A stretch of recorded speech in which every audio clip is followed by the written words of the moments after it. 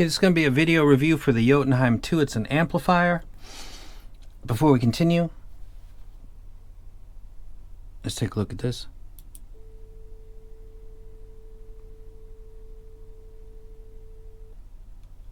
We're right on 77. What's the point of that?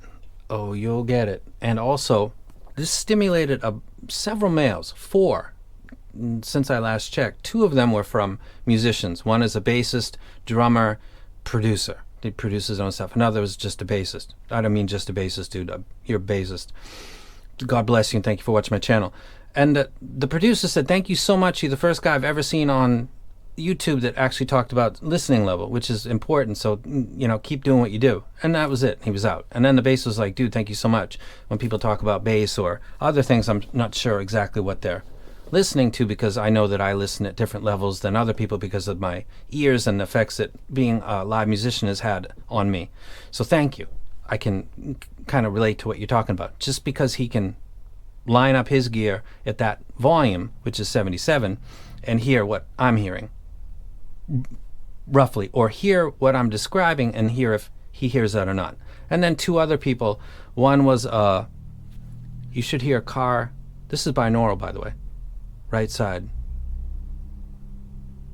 Is that right side for you or left side? Anyway, only on one side. This is the opposite side. This is binaural. I should put that on the video.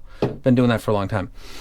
So and the other 2 people said, what is that? And this is a Meter K MK09 sound level meter. It costs about 20 bucks on Amazon.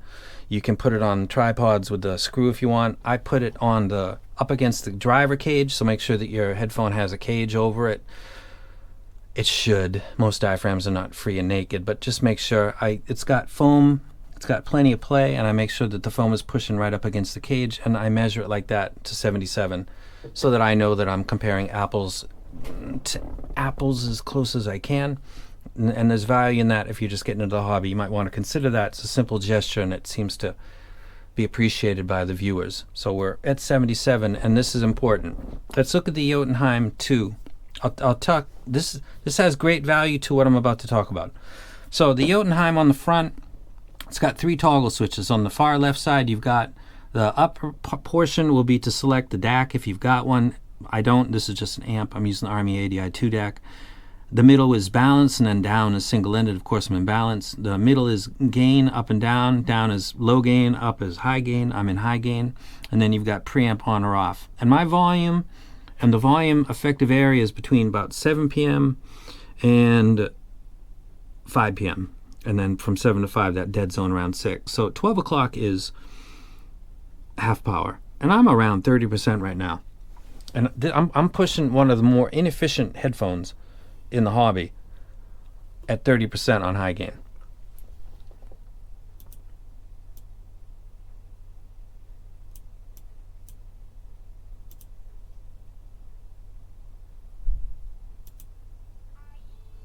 This is Big Boy Kill Jill.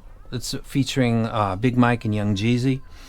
Listening to the SMSL SP400 at 77 dB measured by this on the same transducers, same headphones, with the same DAC, with the same file. I did it with other files too because there were other musical moments. I'm just picking this one. 77. I want to hear the bass hit.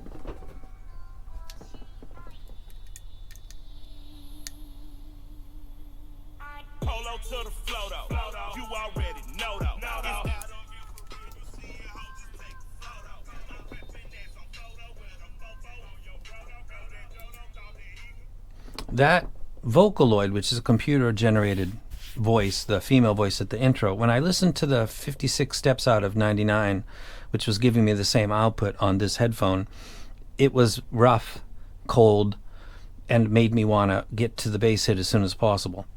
And with this, at the same measured output at 77, through these transducers, that sounds very nice and appealing, and I enjoyed it until the bass hit instead of waiting for it to be over so I could get to the bass hit. It was a very different experience. I busted out the SMSL SP400 and tried that again, and without setting them both up next to each other, I thought that would have limited value anyway because you can't hear that. So let me just explain it to you.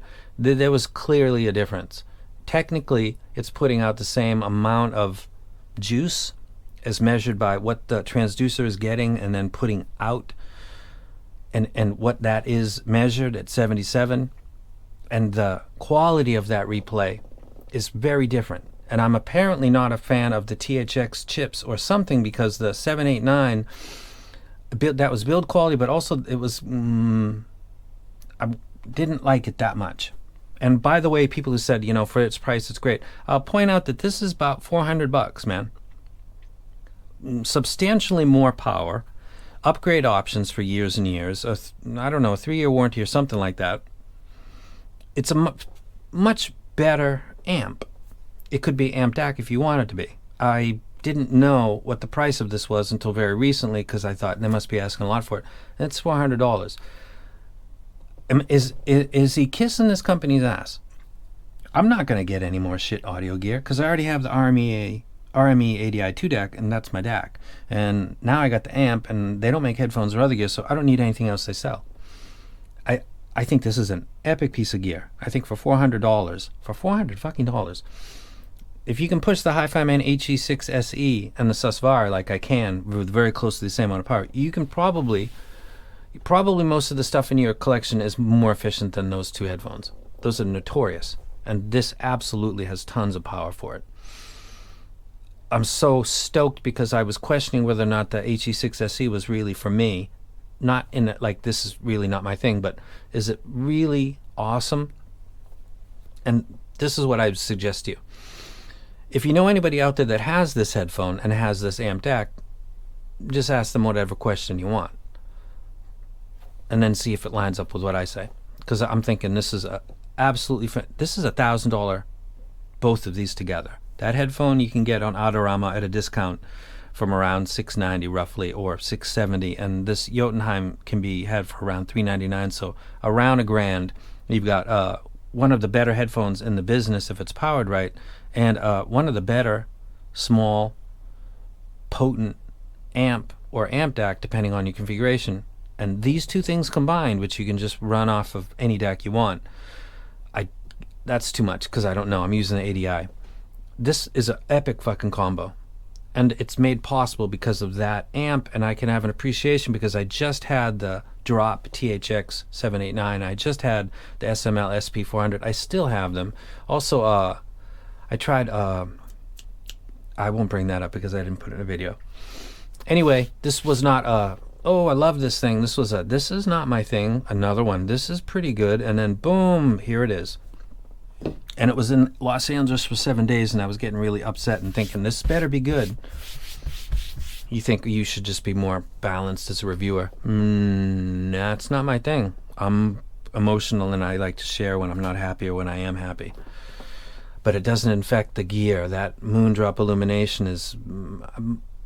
some companies you're okay with, and other companies you're not. That wouldn't be one of my... But it's the best dynamic driver that I can rec to people that say, what is the best dynamic driver? I can say with my library, it's the illumination. It's fucking brilliant. It's gold. I can put up with that. That's okay. It's fucking fantastic.